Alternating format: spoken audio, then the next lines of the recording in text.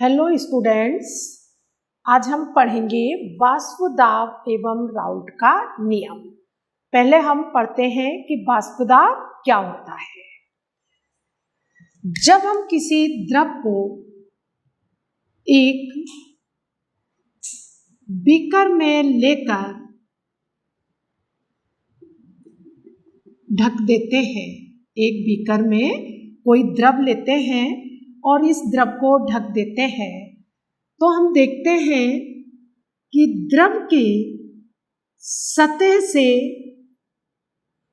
धीरे धीरे अणुओं का वाष्पन होने लगता है और जो खाली जगह दिख रही है उसमें वाष्प अवस्था में अणु आ जाते हैं।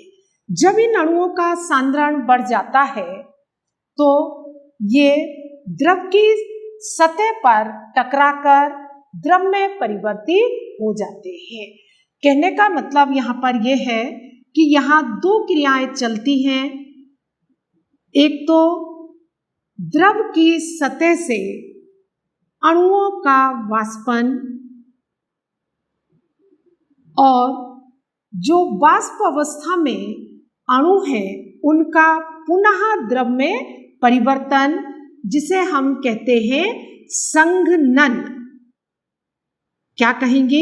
संघनन। तो ये दो क्रियाएं एक साथ चलती है, वाष्पन और संघनन।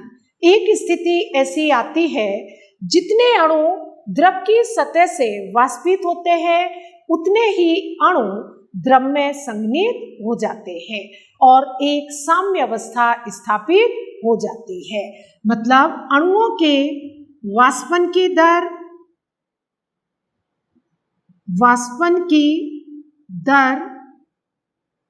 और संघनन की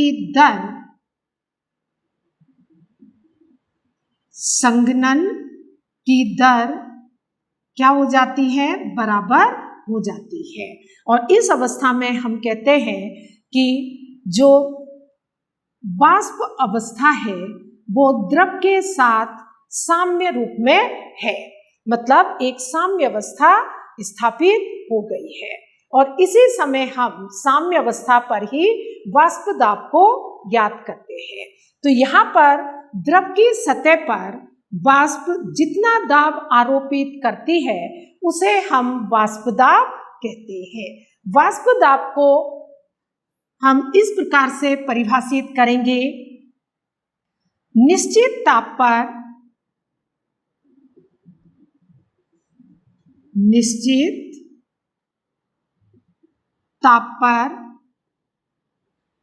द्रव की सतह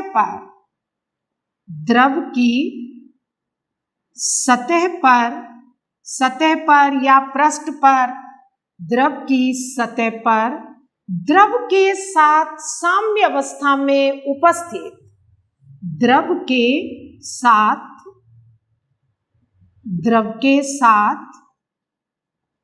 साम्य अवस्था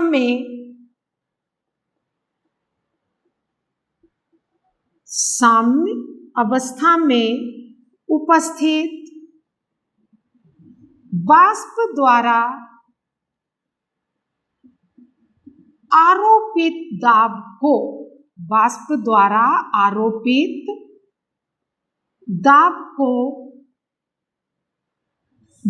दाब कहते हैं। वाष्प दाब कहते हैं। तो वाष्प दाब की परिभाषा है निश्चित ताप पर, ताप हमें निश्चित रखना है, स्थिर रखना है। निश्चित ताप पर द्रव की सतह पर द्रव के साथ साम्य अवस्था में उपस्थित वाष्प द्वारा आरोपित दाब को वाष्प दाब कहते हैं। द्रव की सतह पर जो वाष्प है वो जितना दाब आरोपित करती है उसको हम वाष्प दाब कहते हैं। इसके बाद अब हम पढ़ेंगे वाष्प दाब को प्रभावित करने वाले कारक। वाष्प दाब को कौन कौन से कारक प्रभावित करते हैं? तो वाष्प दाब को प्रभावित करने वाले कारक फैक्टर अफेक्टिंग वेपर प्रेशर। पहला कारक है द्रव की प्रकृति या विलायक की प्रकृति, द्रव की प्रकृति, नेचर ऑफ लिक्विड। द्रव की प्रकृति वाष्प दाब को किस प्रकार से प्रभावित करेगी, तो हम यहाँ पर दो द्रव लेते हैं, एक H2O और दूसरा इथाइल अल्कोहल C2H5OH। जो वाष्प दाब है वो द्रव के अणुओं के बीच जो अंतरा अणु आकर्षण बल होता है उस पर निर्भर करता है। किसी द्रव के अणुओं में अंतरा अणु आकर्षण बल जितना अधिक होता है उसका वाष्प दाब उतना कम होता है। या हम ये कहें कि जो वाष्प दाब है, वाष्प दाब किसके व्युत्क्रमानुपाती है? अंतरा अणुक आकर्षण बल, अंतरा अणुक आकर्षण बल के व्युत्क्रमानुपाती होता है। H2O के अणुओं में, H2O के अणुओं में अंतरा अणुक आकर्षण बल ज्यादा होता है, इसलिए H2O का वाष्प दाब कम होता है और इथाइल अल्कोहल के अणुओं में अंतरा अणुक आकर्षण बल कम होता है, इसलिए वाष्प दाब अधिक होता है। तो यहाँ पर H2O की तुलना में इथाइल अल्कोहल का वाष्प दाब अधिक होता है। दूसरा एक उदाहरण देखते हैं, इथाइल अल्कोहल C2H5OH और di ethyl ether C2H5O C2H5। इन दोनों में किसका वाष्प दाब अधिक होगा वो निर्भर करेगा इनके अणुओं के बीच अंतरा अणुक आकर्षण बल पर। इथाइल अल्कोहल के अणुओं में अंतरा अणुक आकर्षण बल ईथर के अणुओं की तुलना में अधिक होता है, इसलिए इथाइल अल्कोहल का वाष्प दाब कम, इथाइल अल्कोहल का वाष्प दाब किसका? इथाइल अल्कोहल का कम और ईथर का अधिक होता है। ये हम तुलनात्मक पढ़ रहे हैं, इथाइल अल्कोहल और ईथर दोनों में किसका वाष्प दाब अधिक है? ईथर का वाष्प दाब अधिक है और अल्कोहल का कम है। जबकि हमने यहाँ H2O और इथाइल अल्कोहल में देखा था तो H2O का वाष्प दाब कम था और इथाइल अल्कोहल का अधिक था। तो यहाँ जो वाष्प दाब है वो द्रव के अणुओं के बीच उपस्थित अंतरा अणुक आकर्षण बल पर निर्भर करता है। दूसरा कारक है ताप। ताप बढ़ाने पर वाष्प दाब बढ़ जाता है। दूसरा कारक क्या है? टेम्परेचर या ताप। हम किसी द्रव का ताप बढ़ाते हैं तो ताप बढ़ाने पर वाष्प दाब बढ़ जाता है, क्योंकि जब भी हम किसी बीकर में द्रव लेते हैं और इसको गर्म करते हैं तो अणुओं की गतिज ऊर्जा बढ़ जाती है और सतह से वाष्पन की दर भी बढ़ जाती है। तो ताप बढ़ाने पर वाष्प दाब भी बढ़ जाता है। तीसरा एक कारक है अवाष्पशील विलेय की उपस्थिति। अवाष्पशील विलेय, अवाष्पशील विलेय की उपस्थिति।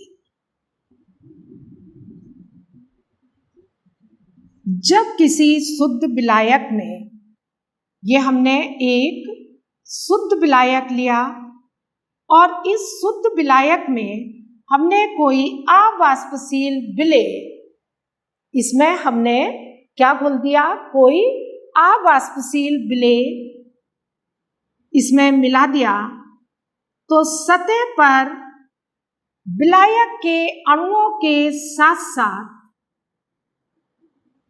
बीच में अवाष्पशील विलय के अणु भी आ जाते हैं। अवाष्पशील मतलब जिसकी वाष्प ना बनती हो। तो अवाष्पशील विलय क्या करते हैं? विलायक के वाष्पीकरण में बाधा या अवरोध उत्पन्न करते हैं, जिससे वाष्प दाब कम हो जाता है। तो इस तरह से अवाष्पशील विलय की उपस्थिति में विलयन का वाष्प दाब कम हो जाता है। तो ये 3 प्रमुख कारक हैं जो वाष्प दाब को प्रभावित करते हैं। वाष्प दाब के बाद अब हम पढ़ेंगे राउल्ट का नियम। राउल्ट का नियम, तो राउल्ट का नियम हम 2 अलग अलग तरह से पढ़ेंगे। पहले हम पढ़ेंगे 2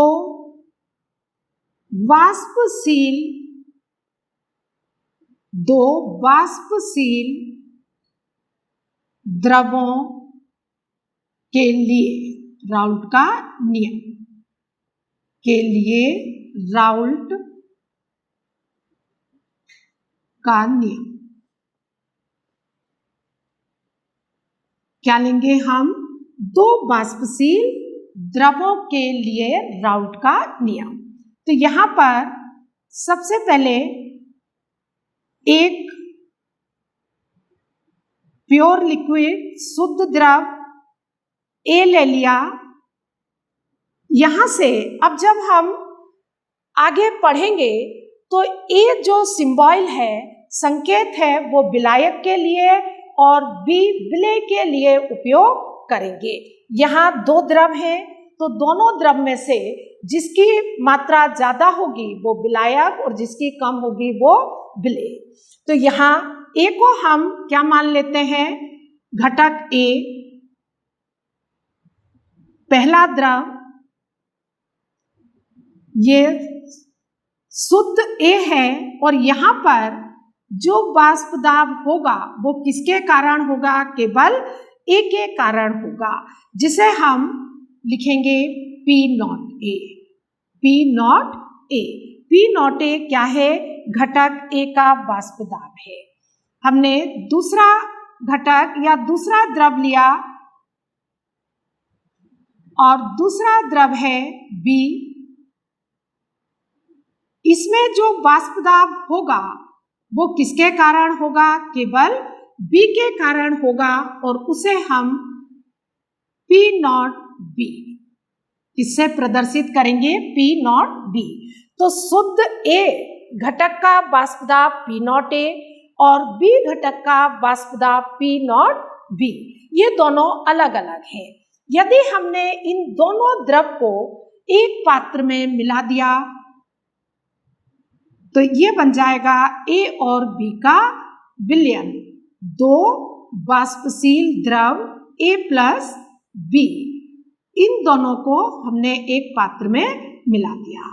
तो अब जो वाष्प दाब होगा, चूंकि दोनों द्रव कैसे हैं? वाष्पशील हैं, तो A की भी वाष्प बनेगी और B की भी वाष्प बनेगी। तो यहाँ पर जो A के अणु हैं उनके कारण वाष्प दाब होगा Pa और B के कारण होगा Pb, और हम यहाँ विलयन का वाष्प दाब किस तरह से लिखेंगे? घटक A के कारण, यहाँ लिखेंगे A के कारण Pa और घटक B के कारण क्या होगा? Pb। तो A के कारण जो वाष्प दाब होगा वो क्या होगा? Pa और B के कारण होगा वो Pb होगा।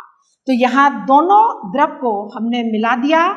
अब यहाँ पर राउल्ट का कहना है कि जो वाष्प दाब है वो द्रव के मोल प्रभाज के समानुपाती होता है। जितने मोल A के इसमें उपस्थित हैं उनके कारण A का वाष्प दाब होगा और B के जितने मोल उपस्थित हैं उनके कारण B का वाष्प दाब होगा। तो सबसे पहले हम राउल्ट का नियम लिखते हैं। निश्चित ताप पर द्रव विलयन के लिए या निश्चित ताप पर दो द्रवों के विलयन में प्रत्येक घटक का आंशिक दाब, वाष्प दाब, प्रत्येक घटक का आंशिक क्यों कह रहे हैं? क्योंकि जो Pa है वो A का वाष्प दाब है और Pb है वो B का वाष्प दाब है। तो A का वाष्प दाब A के मोल प्रभाज के कारण है और B का जो वाष्प दाब है वो B के मोल प्रभाज के कारण है। तो प्रत्येक घटक का आंशिक वाष्प दाब उस घटक के मोल प्रभाज के समानुपाती होता है। मोल प्रभाज के समानुपाती होता है। यह है राउल्ट का नियम। क्या है राउल्ट का नियम? निश्चित ताप पर दो द्रवों के विलयन में, ये दो द्रव का विलयन है, प्रत्येक घटक का आंशिक वाष्प दाब Pa घटक A का वाष्प दाब, Pb घटक B का वाष्प दाब उस घटक के मोल प्रभाज के समानुपाती होता है। तो यहां हम लिखेंगे A का मोल प्रभाज, A का मोल प्रभाज क्या लिखेंगे? Zeta A। क्या लिखेंगे? Zeta A। और B का मोल प्रभाज क्या होगा? Zeta B। तो A का मोल प्रभाज जीटा A और B का मोल प्रभाज जीटा B। तो यहां पर सबसे पहले हम निकालेंगे घटक A का वाष्प दाब। किसका? घटक A का वाष्प दाब। घटक A का वाष्प दाब क्या होगा? Pa समानुपाती, अब ये किसके समानुपाती होगा? जीटा A के। तो ये समानुपाती होगा जीटा A और Pa बराबर के जीटा A। ये हमारे पास एक समीकरण आ गई, किसके अनुसार? राउल्ट के नियम के अनुसार। अब हम यहाँ इसे शुद्ध विलायक से कंसीडर करते हैं। किससे? P0 A से। तो यहाँ शुद्ध विलायक के रूप में कंसीडर करने पर शुद्ध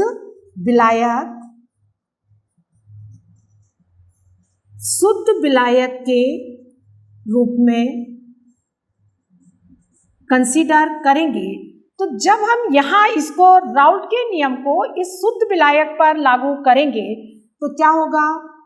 P0 A equal K zeta A। अब यहाँ पर अगर हम x A का मान देखें तो कितना आएगा? 1 आएगा। क्यों आएगा? क्योंकि यहाँ एक घटक है और हम मोल प्रभाज में पढ़ चुके हैं कि zeta A plus zeta B बराबर 1। जितने भी घटक होते हैं उनके मोल प्रभाज का योग हमेशा 1 होता है। तो यहाँ कितने घटक हैं? एक घटक है, इसलिए जीटा A का मान कितना होगा? 1 होगा। तो क्या आ जाएगा? P0 A इक्वल K का मान कितना आ गया? P0 A आ गया। अब हम इसको यदि इक्वेशन फर्स्ट मान लें तो समीकरण 1 में हम किसका मान रख दें? K का मान रख दें। तो आगे हम इधर लिखेंगे समीकरण 1 में किसका मान रखने पर? K का मान रखने पर। जब हम समीकरण 1 में K का मान रखेंगे तो क्या आ जाएगा? Pa बराबर P nought A into zeta A. ये किसके लिए आ गया? घटक ए के लिए। वाष्प दाब किसके लिए आया? घटक ए के लिए। अब हम घटक बी के लिए निकालेंगे। घटक बी का वाष्प दाब, घटक बी का वाष्प दाब कितना आएगा? इसी को हम यहाँ किसके लिए लिखेंगे? बी घटक के लिए। तो ये आ जाएगा पी बी बराबर पी नॉट बी। इसी तरह से जिस तरह से हमने घटक ए के लिए निकाला है उसी तरह से घटक बी के लिए निकालते हैं और ये आ जाता है पी बी बराबर P nought B into zeta B, B का मोल प्रभाज। और कुल वाष्प दाब क्या होगा? कुल वाष्प दाब, कुल वाष्प दाब क्या होगा? P बराबर PA प्लस PB। किसी विलयन में दोनों घटकों का वाष्प दाब डाल्टन के नियम के अनुसार हम निकालते हैं तो विलयन में उपस्थित सभी घटकों के आंशिक वाष्प दाब के योग के बराबर होता है। तो P बराबर PA प्लस PB और इसका मान रखेंगे तो कुल वाष्प दाब P बराबर क्या आ जाएगा? P nought A zeta A plus P nought B zeta B. तो इस तरह से दो वाष्पशील द्रवों के लिए राउल्ट का नियम क्या आता है? P बराबर P nought A x A plus P nought B, sorry x A नहीं, P nought A zeta A plus P nought B zeta B. ये कुल वाष्प दाब है। जबकि राउल्ट का नियम केवल यह है कि निश्चित ताप पर दो द्रवों के विलयन में प्रत्येक घटक का आंशिक वाष्प दाब उस घटक के मोल प्रभाज के समानुपाती होता है। तो राउल्ट का नियम देखें तो राउल्ट का नियम केवल इतना है कि प्रत्येक घटक का वाष्प दाब उस घटक के मोल प्रभाज के समानुपाती होता है। तो ये तो हमने किसके लिए निकाला? दो द्रव के लिए, और कैसे द्रव? जो दोनों वाष्पशील है। और अब हम निकालते हैं अवाष्पशील विलय युक्त विलयन के लिए वाष्प दाब। किसके लिए? अवाष्पशील विलय युक्त विलयन के लिए वाष्प दाब। जब हम किसी शुद्ध विलायक में कोई अवाष्पशील विलय मिलाते हैं, जब हम किसी शुद्ध विलायक में कोई अवाष्पशील विलय मिलाते हैं, ये हमने पहले हम हेडिंग डाल देते हैं। किसके लिए? अवाष्पशील, अवाष्पशील विलय युक्त, अवाष्पशील विलय युक्त विलयन के लिए, विलयन के लिए हमने क्या लिया? ये शुद्ध विलायक है और इसमें जो वाष्प दाब होगा, अब शुद्ध विलायक, तो विलायक के लिए हम क्या उपयोग कर रहे हैं? संकेत ए, विलायक ए। तो इसका वाष्प दाब P नॉट ए। और जब हमने इसमें क्या मिला दिया? कोई अवाष्पशील विलय, तो क्या बन जाएगा? ये बन जाएगा विलयन। क्या बन गया? ये विलयन बन गया। और इसमें क्या मिला दिया है हमने? अवाष्पशील विलय। अवाष्पशील मतलब जिसकी वाष्प ना बनती हो। तो जो सतह है उस पर विलायक के अणुओं के साथ साथ अवाष्पशील विलय के अणु भी होते हैं। यहाँ जो वाष्प दाब होगा वो केवल एक के कारण होगा और पर बिलियन में होगा, इसलिए हम उसे कहते हैं पीए। तो यहाँ इन दोनों को ध्यान से देखना है। शुद्ध विलायक के लिए पी नॉट ए और बिलियन में विलायक का वाष्प दाब कितना होगा, पीए होगा। राउल्ट का नियम किस तरह से आएगा, निश्चित ताप पर अवाष्पशील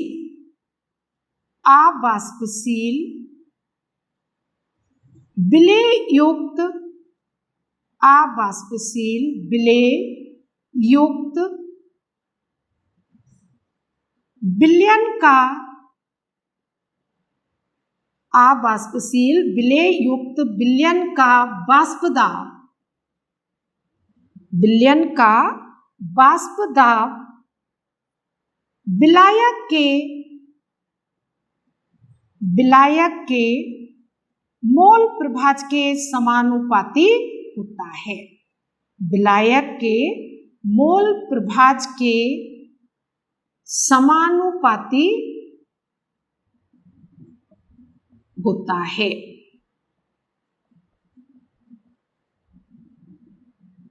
अवाष्पशील विलेयुक्त विलयन के लिए राउल्ट का नियम किस प्रकार आएगा, निश्चित ताप पर अवाष्पशील विलेयुक्त विलयन का वाष्प दाब विलायक के मोल प्रभाज के समानुपाती होता है। तो इस विलयन में जो विलायक का वाष्प दाब है पीए समानुपाती जीटा ए, पीए बराबर के जीटा ए, ये समीकरण एक आ जाती है और ये राउल्ट का नियम है। बस यहीं तक है राउल्ट का नियम। अब आगे अगर हम इसे शुद्ध विलायक के रूप में कंसीडर करते हैं, किस रूप में, शुद्ध विलायक के रूप में मानने पर या कंसीडर करने पर क्या आ जाएगा, पी नॉट ए